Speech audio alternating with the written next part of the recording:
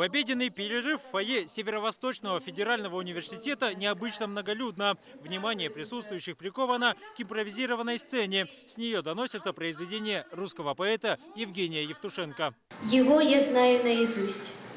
Горчит он, как соленый грусть, как голубика с кислицой и нежной дымчатой пыльцой.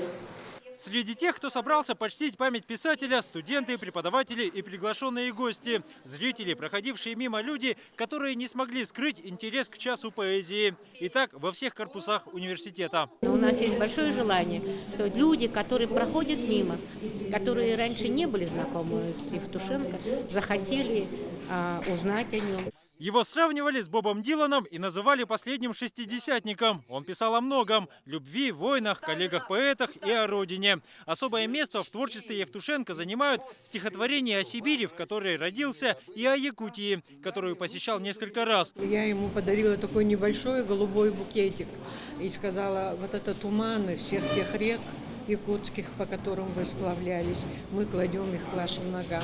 И это был единственный букет, который он увез отсюда из Якутии. В последний раз Евгений Александрович посетил Якутию в июне 2016 года. Он провел творческий вечер и принял участие в Дне Пушкина.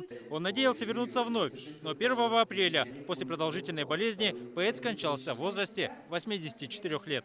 Евгения Александровича Евтушенко сегодня вспоминают во всем мире. Совсем недавно его проводили в последний путь в Соединенных Штатах Америки. Теперь тело великого поэта перевезут в Россию, где также состоится церемония прощания. Похоронят его, согласно завещанию, в Переделкино, возле могилы Бориса Пастернака.